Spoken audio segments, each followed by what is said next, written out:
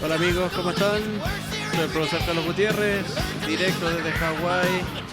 En nuestro programa hablemos de ciencias forenses. Bienvenidos a todos a este nuevo episodio de nuestro programa científico forense, un programa académico e informativo que en relación, por supuesto, con las ciencias forenses. Recuerden, este programa va en directo a través de radiocuh.com. radiocuh.com en directo desde Honolulu, Hawái, así que un gran aloha a todos ustedes quienes nos escuchan a través de toda Latinoamérica y Estados Unidos y el mundo, por supuesto en nuestro idioma en español desde acá, desde Estados Unidos. También pueden ver este programa y escucharlo, a través de nuestro podcast, Hablemos de Ciencias Forenses, en todas las plataformas disponibles para escuchar podcast, lo pueden escuchar el programa también. Así que tienen que buscar ahí directamente como Hablemos de Ciencias Forenses y van a poder escuchar todos los episodios de este programa. Tenemos el día de hoy también, por supuesto, abierto nuestro WhatsApp, nuestra línea de WhatsApp para que nos puedan escribir, hacer sus comentarios, todo lo que necesiten en el +1 808 352 7098 +1 808 352 7098. Ese es nuestro teléfono con WhatsApp para que escuchen y nos envíen todos sus comentarios, preguntas que puedan tener. El día de hoy estaremos junto al maestro Guillermo Hidalgo Montes, quien es el rector de la Universidad de la Policía de la Ciudad de México.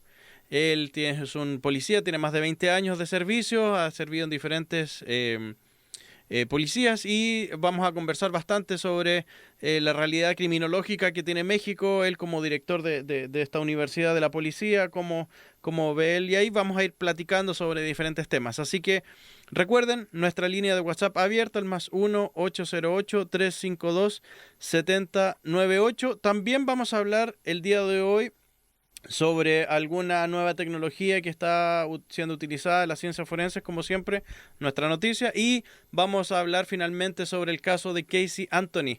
El caso de Casey Anthony, por si no están familiarizados, para que estén atentos, ahí vamos a hablar y les voy a explicar de qué se trató ese caso, un caso muy bullado hace un par de años atrás, de una muchacha que perdió a su hija, y la hija, lamentablemente, una hijita de un par de años, fue encontrada fallecida. Ella fue imputada por homicidio, pero ahí les voy a contar más en qué quedó todo eso. Así que vamos al break de música ahora y volvemos para que hablemos de ciencias forenses. Del Bello México tenemos al maestro Guillermo Hidalgo Montes, quien es el rector de la Universidad de la Policía de la Ciudad de México. Estimado maestro Guillermo, ¿cómo está? Muy buenas tardes. Maestro, un honor estar en su auditorio pudiendo platicar de este hermoso mundo de las ciencias forenses con ustedes. Sí, no, muchísimas gracias por el tiempo que te das para estar con nosotros y como tú sabes, este programa es acá desde los Estados Unidos, pero hablando de ciencias forenses para toda Latinoamérica y el mundo. Eso es lo más importante, que desde acá de Estados Unidos podemos platicar en nuestro idioma y entregar este mensaje para todos los latinoamericanos y americanos también, por supuesto, que estén acá en Estados Unidos y dispersos por todo el mundo en relación a las ciencias forenses. Para que la gente comience a conocer un poquito más de usted y todo, cuénteme cómo fue su inicio en la ciencia forense. Usted es criminólogo, y cómo llegó a tener este cargo tan importante como rector de la Universidad de la Policía de la Ciudad de México. Entonces, para que la audiencia pueda hacerse un poquito la idea. Bueno, mi paso fue muy sui generis. Vengo de familia militar y policía. Yo siempre quise estudiar criminología. Me llamaba mucho la atención el por qué las personas podían cometer actos delictivos. Sin embargo, pues parte de mi familia quería que yo fuera militar y la otra parte quería que fuera policía. Mi padre, cuando mis papás se divorcian, mi padre me empezó a ayudar a cursos con policías porque él era director de capacitación en una policía, y desde los 13 años empecé a tomar cursos. A los 16 me certifiqué por primera vez como instructor de tiro y empecé a ser policía cuando tuve la edad legal para hacerlo, a los 18. Sin embargo, aquí en México, en muchas universidades todavía no existía la carrera de criminología como tal. Mi primera carrera es administración de empresas, porque a fin de cuentas yo lo iba a perfilar para administración de policía, y luego pude estudiar la carrera de criminología y después un máster en criminología, y pues tuve la oportunidad de ser de los jefes de policía más jóvenes de México. A los 19 yo ya era director de seguridad pública en un municipio en el estado de Puebla, y pues hasta ahorita soy el primer mexicano que ha sido 3 veces director en 3 diferentes estados de academias de capacitación. Entonces eso es un gusto el poder compartir y poder trabajar en estas dos vertientes, la policiología y la criminología como tal, y pues la verdad me ha servido mucho para poder llevar programas de capacitación más acorde a las necesidades actuales y reales de la sociedad. Sabemos que en México la criminodinamia la criminogénesis y la criminodinamia se han venido modificando a través del tiempo, y pues así fue mi introducción a esto de las ciencias forenses. Sí, no, muchísimo, es muy importante, y por eso también, y qué bueno que lo mencionó, porque así la audiencia puede saber la calidad, por supuesto, de los invitados que tenemos en nuestro programa. Y más que nada, como esto es un programa académico e informativo también, que se vayan dando cuenta también las futuras generaciones, y por allá vamos a ir platicando durante el resto de la entrevista, que todo es posible, que no hay ningún sueño que se pueda truncar, sino que uno tiene que ir buscando las formas y las maneras para poder lograr y llegar a eso. Pero le quería preguntar, usted está allá, está como director, como rector de una universidad de la Policía de la Ciudad de México. ¿Cuál es la realidad mexicana para que todo el resto de la gente que nos escucha desde el resto del mundo pueda entender un poco más? Porque uno, por supuesto, escucha muchas cosas por la televisión, depende del país donde esté, también el tipo de noticias que llegan. Pero ¿cuál es la realidad? Yo he tenido la oportunidad de viajar muchas veces a México, un país que yo quiero muchísimo. Me encanta viajar cada vez que puedo, lo hago. Pero ¿cuál es la realidad usted que está ahí con los futuros policías, formando nuevos policías? ¿Cuál es la realidad que tienen ustedes allá? Bueno, es una realidad muy compleja, debido a que desgraciadamente todavía no se entiende la política criminológica como tal, cómo se debe llevar a cabo. Desgraciadamente los políticos nunca piden asesoría a las personas correctas, y eso hace que las políticas vertientes a la seguridad siempre fallen. Eso genera muchos problemas, mucha incertidumbre hacia los servidores públicos. Desgraciadamente no tenemos tanto delito como se hace pensar a comparación de otros países, estadísticamente hablando. No somos como El Salvador o como Honduras. Sin embargo, mediáticamente es un pueblo que se deja llevar todavía por lo que escuchan en los medios de comunicación, y sin embargo somos también un pueblo con una cultura muy entrones, o sea, no nos echamos para atrás. Sin embargo, el problema que tenemos ahorita es la falta de compromiso social, y eso sí pues le pega mucho al servidor público, no importa si sea policía o experto en ciencias forenses, cualquiera de sus ramas, sino también a la sociedad en general, y eso se vuelve muy difícil de manejar. Sí, eso es lo que yo he podido percatar, porque he podido estar en Honduras, he podido estar en El Salvador y también en México. Y claro, se nota el desarrollo en diferentes, en este ámbito de cosas, pero claramente es un detalle que he podido percibir en varios países, en general Latinoamérica, que muchas veces las leyes o la legislación no son asesorados por los expertos que corresponden, en este caso, para poder crear una ley viable y útil para que la gente que la tiene que hacer aplicar, que en este caso son los policías, se puede hacer de la mejor forma. Lamentablemente muchas veces se hacen leyes, pero no son aplicables, o en algunas circunstancias no son las que realmente se necesitan para poder combatir algún tipo de crimen o de algún delito que la policía sepa, porque la policía es la que está en la calle, y poder mejorar así de una forma u otra la sensación de seguridad, básicamente, que es lo que le importa a la comunidad. Sí, tienes toda la razón. Incluso, mi estimado maestro, el problema del populismo penal, que en esta vorágine de problemas sociales que tenemos, a veces el legislador, por querer seguirle la corriente a un sector determinado de la sociedad, sacan leyes para favorecerlos sin saber si son realmente aplicables o si son útiles. Entonces, realmente tenemos la salida consecutiva de leyes que muchas veces no sirven para nada, no abonan realmente a la conservación de un Estado de Derecho ni a la judicialización correcta de los casos. Sí, perfecto. Oiga, y en relación a su carrera, su vida personal y académica, por supuesto, ¿ha tenido algún mentor o varios mentores? Porque uno normalmente va teniendo estas personas que le van ayudando y orientando y uno va aprendiendo un poco más de ellos. Durante su carrera, ¿usted considera a alguien algún mentor?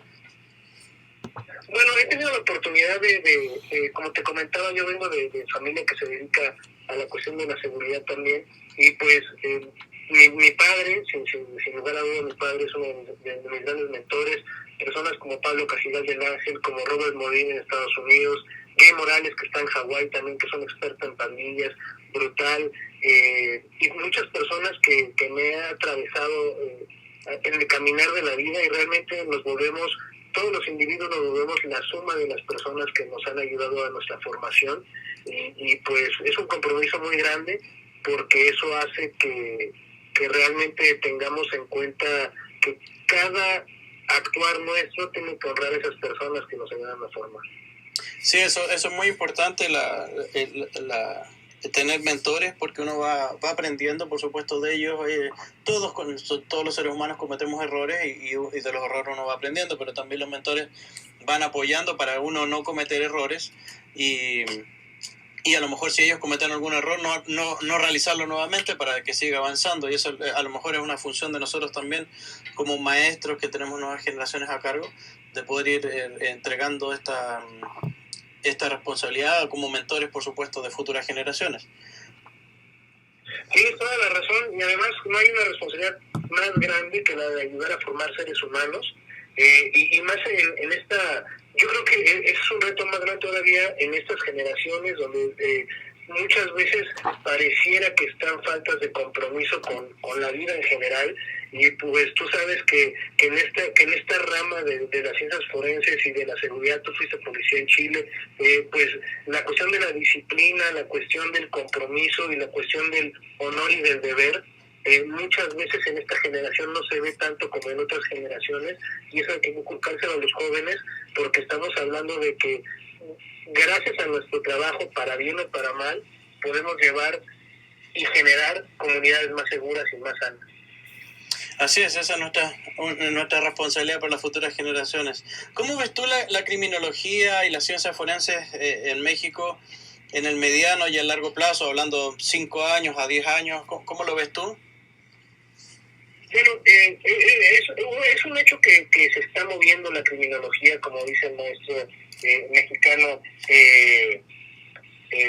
Prieto, el maestro Prieto, pero el problema aquí que tenemos es que la masificación de la tecnología está creando muchos charlatanes.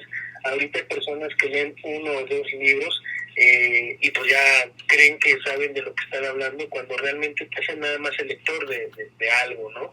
Es importante que pasemos de las ciencias forenses académicas a las aplicadas, a la ciencia aplicada, que realmente nos bajemos a la calle a ver si funciona lo que estamos aprendiendo, y eso es un reto muy importante que tenemos. Sin embargo, en México se está creando conocimiento, eso es importante, y también se está permeando en la sociedad la importancia de las ciencias forenses, no nada más para la cuestión de la seguridad, sino para generar políticas públicas acorde a los tiempos que estamos viviendo. Entonces, es un tiempo muy interesante el que se está viviendo, por lo menos aquí en México, pero sí se ve mal contrastado por el problema de la democratización de la tecnología. Ahora sí, como decía Nietzsche, la mucha luz es como la mucha sombra, no deja ver. Entonces, la masividad de la información pues ha generado también que los jóvenes, sobre todo los jóvenes que están estudiando en la universidad, no puedan distinguir de la buena información de la mala información. Claro, eso lo hemos conversado con varios invitados que he tenido en el programa, y es algo recurrente que muchas veces aparece gente y por supuesto los estudiantes también, y yo siempre les recomiendo lo mismo a la gente que me pregunta, a los estudiantes, colegas, y les digo, ustedes pueden hacer todos los cursos que quieran y con quien quiera y ir todos los fines de semana, así que no, ir a una conferencia, el dinero es de ustedes. El tema es que si la calidad y si tienen la cantidad de dinero para gastar e ir a conferencias todos los fines de semana, es bien por ellos. Pero el tema es que una cosa es ir y asistir y tener un diploma, y la otra cosa es tener la acreditación y la de calidad del servicio que están comprando. Entonces, básicamente, esa es mi recomendación siempre que yo les doy a mis estudiantes acá. Vayan a todo lo que quieran, pero si tienen dinero. Y si no tienen tanto dinero, elijan ustedes. Pero elijan algo bien, quién es la gente que realiza la conferencia, cuál es la calidad de ese conferencista, cosas así, son detalles que muchas veces son importantes. Sí, y sobre todo tienen que estar dispuestos a pagar el precio. Y pagar el precio no es el económico, es desvelarse, es aparte de ir a las conferencias, leer libros, bajar a la calle, realmente que vivan qué es lo que está pasando en la calle. Hay trabajos de investigadores que realmente son académicos, ¿no? Por ejemplo, hablar de un violador donde ya lo entrevistaste en la prisión, pues probablemente ya presente hasta arrepentimiento, ¿no? ¿Por qué? Porque ya lo detuvieron, porque a lo mejor en la cárcel ya también lo violaron y pues claro que se va a sentir arrepentido. Exacto. Pero en cambio, si aprovechamos el expertise de los policías que desarrollaron la investigación, que generaron las evidencias para poderlo llevar a prisión, pues realmente estás recogiendo una idea completamente diferente y estamos hablando del mismo delincuente, pero en situaciones completamente diferentes, donde realmente no se sentía arrepentido, donde pensaba que podía ganarle al policía o a los investigadores. Entonces es muy importante eso. Hay veces que los jóvenes, es que tiene 25 libros, pues sí, pero el señor es psicólogo, nunca ha estado en la calle. Claro, exactamente. ¿Cuántas publicaciones científicas tiene? ¿Cuántos los libros? Muchas veces esa es la mixtura que se necesita de la parte teórica con la parte práctica. Por supuesto, le va a entregar un plus a la gente que va, y va a poder entregar información. Si por ir a hablar una hora, 2 horas frente a un grupo de personas, eso lo puede hacer cualquiera. El tema es qué le va a entregar, cuál es el beneficio que la persona va a obtener como asistente a esa conferencia. Eso es lo más importante. Y ¿sabe qué, maestro? También que los alumnos entiendan lo importante que estamos comentando es, a ver, lo que yo aprendí, vamos a ver si lo puedo aplicar en la calle, si lo puedo aplicar en la vida real, ¿no? Entonces, digo, no importa si sea, por ejemplo, en cualquier tipo de pericia o en cualquier tipo de criminología específica, sino que realmente digan, a ver, voy a tratar de aplicarlo, porque mucha gente habla de prevención del delito y nunca han hecho un modelo de prevención o nunca han seguido un modelo de prevención en la vida real.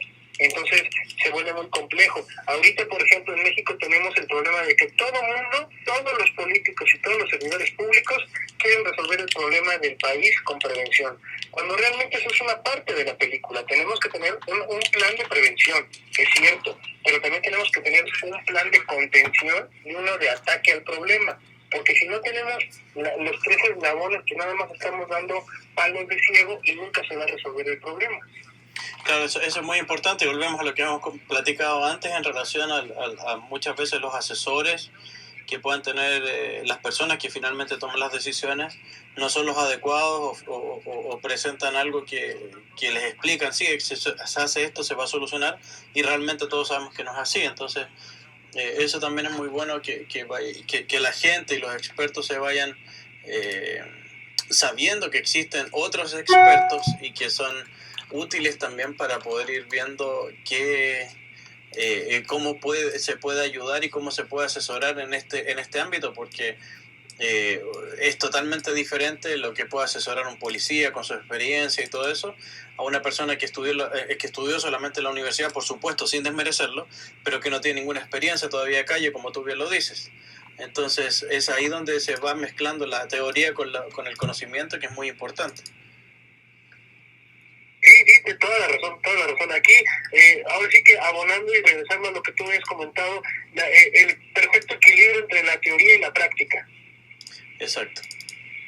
Sí, es eso, finalmente a la larga es lo más importante de todo, tener la teoría y la práctica juntos para poder entregar un buen producto, y finalmente los beneficiados son la comunidad y las víctimas para finalmente que ellos puedan recibir un buen producto por parte de los estados o de los países.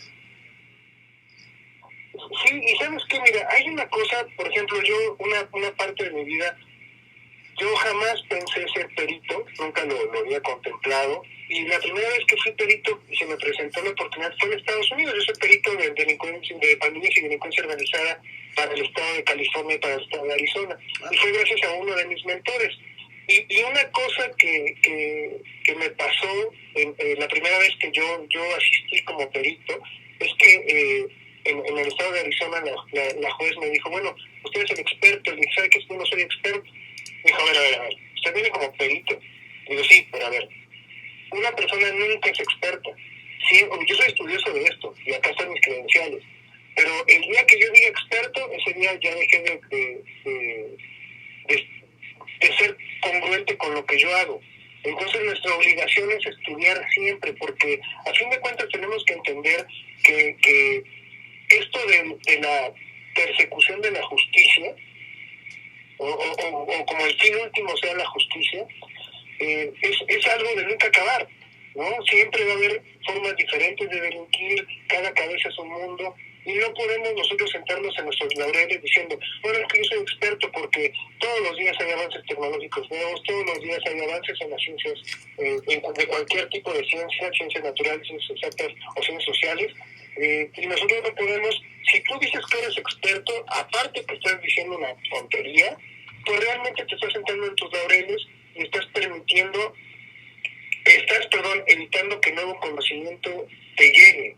Y eso es algo que tenemos que entender. Las vacas sagradas ya no existen, tenemos que estar en constante movimiento. Sí, así es, eso te encuentro toda la razón. Uno siempre está en proceso permanente de aprendizaje, especialmente si uno está en nuestros niveles como maestros, haciendo clases, con profesores o rectores, en tu caso de universidades. Como hay razón, uno tiene más responsabilidad de poder estar siempre a la vanguardia y estar siempre estudiando. La carrera no termina cuando uno dice, me entregaron mi título, se acabó y listo, soy feliz. Ahí recién comienza todo y tiene que seguir avanzando. Los estudios siguen avanzando, los estudios son para siempre. Imagínate que nosotros como maestros de nuevas generaciones digamos, es que yo soy el experto en un sistema operativo que es de 1995. Oiga, ¿sabe qué? Eso ya pasó hace 24 años. Exacto, exactamente. Entonces tenemos que estar constantemente aprendiendo nosotros también, y es obligación. Por eso es muy triste que hay personas que se autodenominen expertos, porque realmente lo único que están demostrando es que no dominan nada, más que un ego muy grande. Así es. Bueno, querido maestro, te quería preguntar la última pregunta, el último mensaje que tú le quisieras dar a las futuras generaciones de científicos forenses en diferentes áreas, criminología, las ciencias forenses, todas sus especialidades. ¿Cuál sería ese mensaje que tú le darías a las futuras generaciones? Alguien que escuchara este mensaje en 10 años de aquí hacia adelante, ¿qué le dirías? Bueno, el mensaje es precisamente ese. Sean incansables, estén dispuestos a pagar el precio. A fin de cuentas tienen que entender que nosotros tenemos la gran carga de hacer una mejor sociedad. Una sociedad no puede crecer sin salud y sin seguridad. Y pues nosotros también dentro de la seguridad está pues lo que es la policía y lo que es la investigación de los delitos. Entonces, eso es muy importante que lo sepan. Es muy importante que entiendan que hay que tratar a las víctimas como si fueran nuestra familia, como quisiéramos que trataran a nuestra familia si fuera víctima de un delito. Entonces, eso es muy importante, el pagar el precio y el ser incansables. Sí van a tener que desvelarse, sí van a tener que trabajar a horas no propias, sí van a tener que trabajar con presión, pero este es el mejor trabajo del mundo el que ustedes escogieron y realmente vale la pena el aportar de una forma real a generar mejores comunidades, no importa en qué latitud se encuentren. Y acuérdense, mi papá siempre me dijo, donde nosotros vamos no podemos fallar, no hay mejor momento, mejor hora ni segunda oportunidad. Sí, qué bonito lo que dijiste, de que a uno lo traten como que fuera un familiar. Tratar a todas las personas como a uno le gustaría que lo trataran. Esa es la clave, yo creo, para todos los policías, especialmente, que estamos hablando de policías ahorita, y así empatizar. Muchas veces una de las quejas que tienen las víctimas, en muchísimos casos, que el policía no empatiza cuando va a hacer la denuncia, cuando va con un problema a la persona. Y eso es algo que hay que ir mejorando, y hay que siempre ir recordando cómo a mí me gustaría que me trataran, cómo a mí me gustaría que trataran a mi mamá, a mi hermana, a mi papá, a mis hermanos. Yo creo que eso es algo muy, muy importante lo que acabas de mencionar. Así que muchísimas gracias. No, al contrario, estamos para servirte, mi estimado maestro. Es un placer y un honor el poder platicar contigo estos temas, y estamos para servirte desde México. No, muchísimas gracias. Aquí estamos con el maestro Guillermo Alberto Hidalgo Montes, rector de la Universidad de la Policía de la Ciudad de México. Muchísimas gracias por estar el día de hoy con nosotros en nuestro programa Hablemos de Ciencias Forenses. Bueno, ahí estuvo la entrevista con el maestro Guillermo, y como les digo, les decía al principio del programa, vamos al break de música ahora, y volvemos con una nueva tecnología, una pequeña noticia que les voy a dar sobre la nueva tecnología para hacer los mugshot, o las fotografías que le toman a los imputados, a los sospechosos cuando son detenidos. Ya están trabajando ya en 3 dimensiones para hacer estas imágenes, y además vamos a hablar sobre el caso de Casey Anthony. ¿Qué es ese caso? ¿Qué es lo que ocurrió con la bebé que falleció? ¿Qué ocurrió con su mamá, que era la imputada principal y la sospechosa principal de este caso? A la vuelta de este break de música. Por eso, en el programa Hablemos de Ciencias Forenses, desde Chaminade University of Honolulu, a través de radiocuh.com, www.radiocuh.com. A través, por supuesto, también de mis redes sociales, Forensic Carlos G, y nuestro WhatsApp con línea directa acá al estudio, al +1 808 352 7098, +1 808 352 7098, y por supuesto a través de nuestro podcast en todas las plataformas podcast que existen. Lo pueden buscar como Hablemos de Ciencias Forenses, y van a poder escuchar este programa todas las veces que quieran, y por supuesto los otros programas también, los programas anteriores, desde Hawái para toda Latinoamérica y el mundo, para que hablemos de ciencias forenses. El día de hoy, como noticia forense, vamos a hablar sobre los mugshots. Los mugshots son estas fotografías que la policía o los servicios de carcelarios le toman a los sospechosos cuando son ingresados a las cárceles, y como todos sabemos, una fotografía de frente, una fotografía lateral. Pero por supuesto, la tecnología ha ido avanzando muchísimo y nos permite poder tener ahorita los mugshots en 3D. En Zurich, en Suiza, varios investigadores presentado en el journal Forensic Science International, fue publicado esta noticia, fue presentado este estudio científico para generar en 2 dimensiones primero esta fotografía, y después en 3 dimensiones, aproximadamente en 200 grados, casi perfecto en la circunferencia.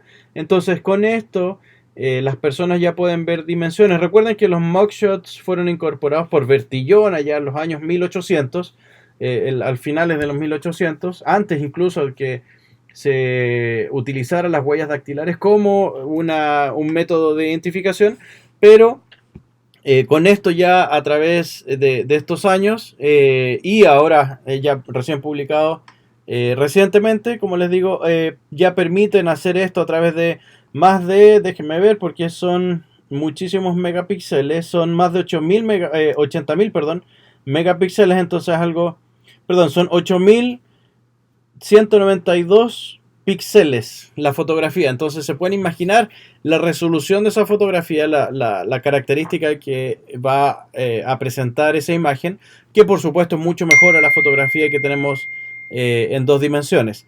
Así que eso es algo nuevo, ya salió en Zurich. Vamos a ver cómo va evolucionando, por supuesto, este nuevo estudio que fue presentado en el Journal of International Forensic Science. Y vamos a ver cómo va a ser aplicado después a futuro para las ciencias forenses y por supuesto en todos nuestros países. Así que vamos a ir viendo cómo va evolucionando. Nos vamos al último break de música y volvemos con el caso de Casey Anthony. Vamos a ver qué es lo que ocurrió con ella, qué es lo que ocurrió con su hija, como sospechosa, por supuesto, y su hija que fue encontrada fallecida, una niñita de 3 años. Vamos a ver qué es lo que ocurrió y en qué cambió la historia de las ciencias forenses. Este caso de Casey Anthony ocurrido en el año 2011. Vamos al último break de música y volvemos de inmediato. Ok, ya estamos de regreso con la última parte del programa. Hablemos de ciencias forenses. Vamos a hablar sobre el caso de Casey Anthony. Casey Anthony es una muchacha quien tuvo a su bebé que se llamaba Kaylee Marie Anthony, que tenía casi 3 años al momento de desaparecer. Ella, chiquita, desapareció el 9 de junio del año 2008, pero su mamá, Casey Anthony, una mamá soltera, que vivía con sus padres, y en general tenía más contacto, nadie sabía quién era el papá de la bebita, y ella denunció después de casi 31 días desaparecida, llamó a la policía y dijo, sí, ¿sabes qué? Mi hija desapareció porque la mamá lo obligó a denunciar y ella pensaba que la tenía la nana, y comenzó todo el proceso investigativo. Lamentablemente la bebita Kaylee fue encontrada muy cerca de su casa en un bosque. Fallecida, fue encontrada por unas personas que iban caminando y pese a que habían pasado solo 31 días, un poquito más de un mes, ya estaba esqueletizada el cadáver, el cuerpo de esta bebé. De hecho se encontró un cráneo en primera instancia y después se encontró el cuerpo. Entonces ojo con eso también, porque en 30 días, en poquito más de 30 días, un cuerpo en esas condiciones en verano ya estaba completamente esqueletizado. Entonces hay que entender el contexto de esas circunstancias. Casey Anthony fue llevada a juicio porque se comenzó con muchas descontradicciones en relación a que la nana, según ella, su nana la había secuestrado a su hija. La nana, por supuesto, no tenía absolutamente nada que ver con eso. Después dijo que trabajaba en los estudios universales en Florida, cosa que se desmintió también, no era cierto. Y en el juicio, durante su juicio, ella guardó silencio durante todo el periodo, pero también la fiscalía tampoco pudo comprobar mucho sobre estas circunstancias. Y de hecho, la parte del jurado que finalmente, para que todos sepan, fue declarada inocente generado a través de la duda razonable, y ellos reconocieron, como el jurado estableció, que había muchos charlatanes forenses involucrados en el caso por parte de la defensa que no pudieron comprobar la teoría, pese a que existía evidencia en la cajuela del vehículo, en el sentido de que habían un fuerte olor a descomposición y algunos elementos, pero no pudieron comprobar lo contrario, porque los perros que utilizaron para detectar olores, y aquí es donde viene el gran cambio de las ciencias forenses, ellos detectaron la presencia de olor a descomposición, pero nunca pudieron comprobar que ese olor a descomposición correspondía a descomposición humana. En la casa donde vivía Casey, ella tenía que tomar la bolsa de basura, ponerla en su vehículo, porque los contenedores de basura se encontraban bastante alejados en el condominio. Y eso fue lo que ella explicó, y que olvidó sacar la bolsa del portamaletas del vehículo en julio, en verano, en Florida, estamos hablando sobre 40 grados Celsius muchas veces, entre 30 y 40 grados Celsius, muchísima humedad, y una bolsa con basura, por supuesto, se va a descomponer bastante rápido dentro del portamaleta, del portaequipaje de un vehículo. Entonces eso va a generar, y eso es lo que generó, al parecer, dentro de lo que indica y lo que se indicó el jurado, el error que cometieron los canes para poder detectar la presencia de un ser humano o la descomposición de humanos. Es por eso que desde esa fecha hasta ahora los canes se empiezan a utilizar el análisis químico a través de los doble cromatógrafo de gases y espectrómetro de masas para poder detectar esto científicamente, para que no haya una duda razonable, porque sí, los perros pueden cometer errores, por supuesto, y esto debe ser comprobado por un elemento científico, por una prueba científica. Entonces, este caso cambia todo esto. Este caso genera, y este caso, por supuesto, fue en el año 2008, pero el juicio fue llevado en el año 2011 y fue apelado tanto a la Corte de Apelaciones y a la Corte Suprema, y en ambos casos se mantuvo la presunción de inocencia de la víctima, por lo mismo que les acabo de comentar, la falta de profesionalismo o la falta de evidencias o de evidencia científica para poder probar lo contrario, que ahí en ese vehículo estuvo el cuerpo de esa menor.